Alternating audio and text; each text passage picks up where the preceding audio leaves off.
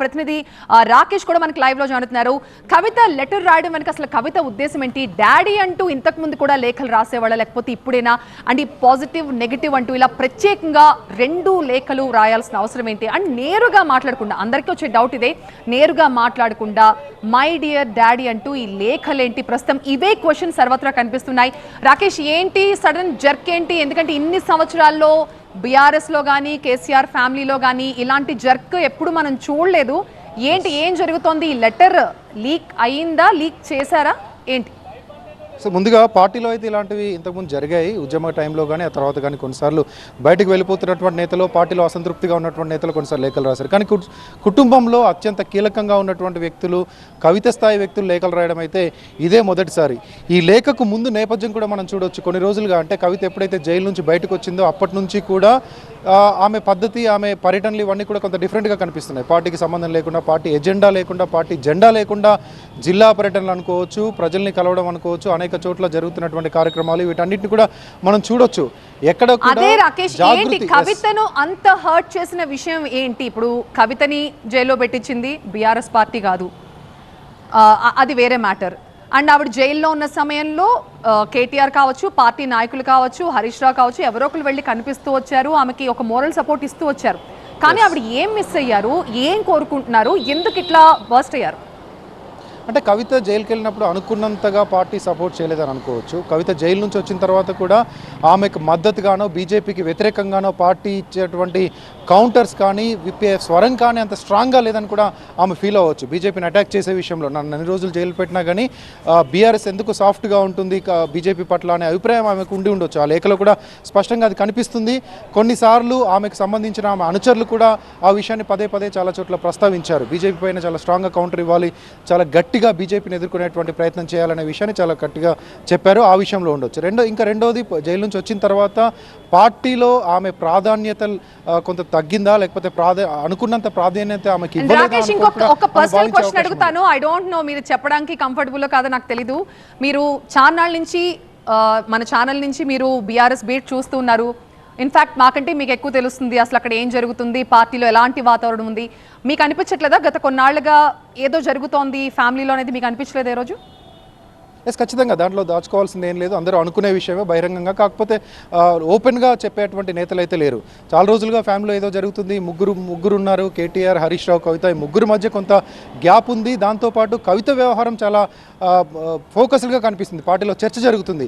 ఆమె ముందుగా అనుకున్నట్టు ఆమె టూర్స్ కానీ, లేకపోతే ఆమె జాగృతి వేదికగా చేస్తున్నటువంటి పర్యటనలో, లేకపోతే ప్రెస్ మీట్లో ఇవన్నీ కొంత డిఫరెంట్గా కనిపిస్తున్నాయి. ఆమె ఒక కాంపిటీషన్ తీసుకొస్తుందా పార్టీలో, లేకపోతే పార్టీలో ఒక ప్రత్యేక స్థానం కోరుకుంటుందా? వర్కింగ్ ప్రెసిడెంట్ అడిగినట్టుగా కూడా కొన్ని వార్తలు వచ్చాయి. నాకు కూడా వర్కింగ్ ప్రెసిడెంట్ ఇవ్వండి, నేను కూడా రాష్ట్ర వ్యాప్తంగా పర్యటనలు చేస్తానంటూ కేసీఆర్ అడిగినట్టుగా కూడా కొన్ని వార్తలు వచ్చాయి. ఇవన్నీ చూస్తూ ఉంటే ఖచ్చితంగా కుటుంబంలో ఏదో చిన్న డిస్టర్బెన్స్ అయితే కనిపించినట్లుగా తెలుస్తుంది. కానీ KCR is a strong personality.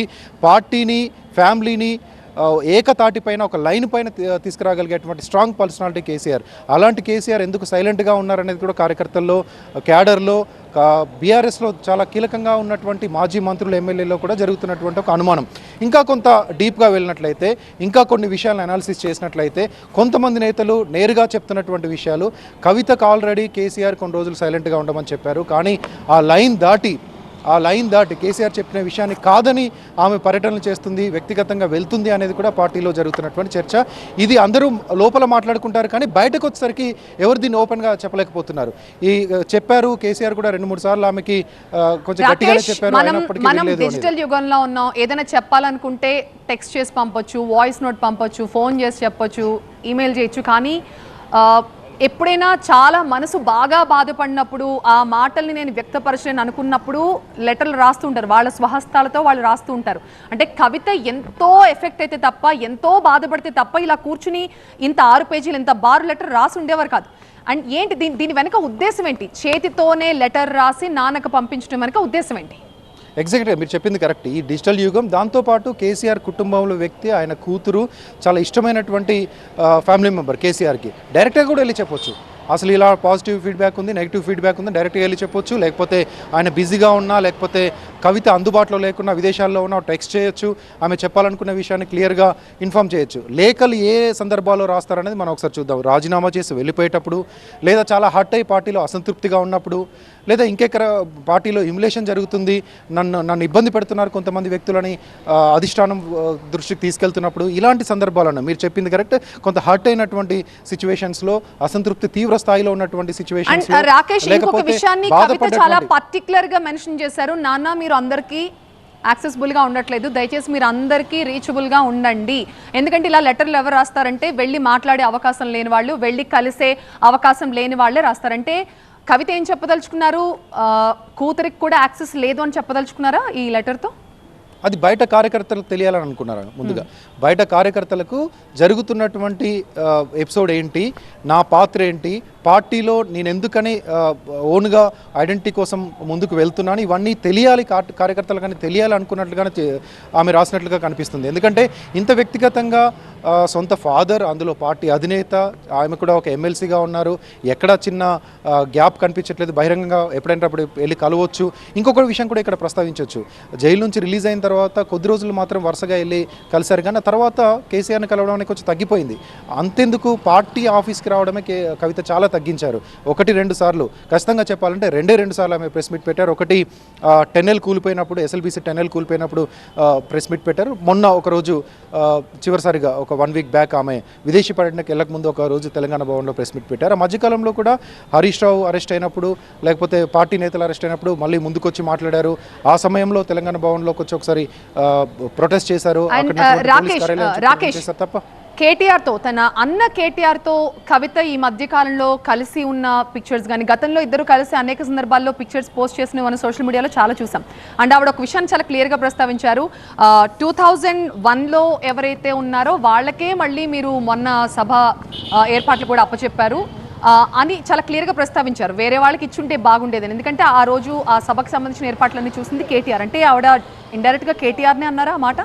లేదు, ఇది ఒక రాంగ్ థింగ్. అండ్ కేటీఆర్ కాదు, ఆ సభకు ఇన్ఛార్జ్లుగా వేరే కొంతమంది వ్యక్తులను వేశారు, కొంతమంది ఎమ్మెల్యేలను కలిపి ఒక టీం లాగా అక్కడ వేశారు. ఆమె వాళ్ళ మీద ఫైర్ అయినట్టుగా తెలుస్తుంది. ఆమెకు సంబంధించి ప్రాధాన్యత ఇవ్వలేదో, లేకపోతే ఆమెకు సంబంధించిన వ్యక్తులకు అక్కడ ప్రాధాన్యత లభించలేదో, జాగృతికి అక్కడ ఎలాంటి పోర్షన్ ఇవ్వలేదనో ఆ రకంగా మెన్షన్ చేసినట్టుగా తెలుస్తుంది. అది కేటీఆర్ మీద ఇచ్చిన కౌంటర్గా మనం భావించట్లేదు. ఇక మీరు అడిగిన మొదటిది, ఇద్దరి మధ్య ఉన్నట్టు అనుబంధం చాలా రోజులుగా గ్యాప్ అయితే కొంత కనిపిస్తుంది. ఇద్దరు కలవడమో, లేకపోతే ఆ పిక్చర్సో, లేకపోతే ఈ మధ్యలో ఈ 2 రోజుల క్రితం వచ్చినటువంటి ఒక ట్వీట్ తప్ప అంతకు ముందు అయితే పెద్దగా ఎక్కడ ఇద్దరి మధ్య ఇంటిమిటీ కనిపించలేదు. ఎందుకంటే ఆమె యుఎస్ వెళ్ళారు, యుఎస్లో వాళ్ళ కొడుకు గ్రాడ్యుయేషన్ సందర్భంగా అక్కడ అటెండ్ అయ్యారు. ఆ ఫొటోస్ని ట్విట్టర్లో షేర్ చేస్తూ ఆమె పంచుకున్నారు. దాన్ని కేటీఆర్ కోట్ చేస్తూ కంగ్రాచులేషన్స్ అంటూ మళ్ళీ భవిష్యత్తులో ఇలాంటివి చాలా అందుకోవాలంటూ ఆయన మళ్ళీ కోట్ చేసినట్టు కనిపించింది. కానీ ఒక గ్యాప్ అయితే పార్టీలో చర్చ జరుగుతుంది. ఖచ్చితంగా గ్యాప్ ఉంది కవితతో, కేవలం కేటీఆర్కే కాదు, కవితతో పార్టీకే గ్యాప్ ఉన్నట్టుగా ఒక చర్చ అయితే జరుగుతుంది. రైట్ రాకేష్.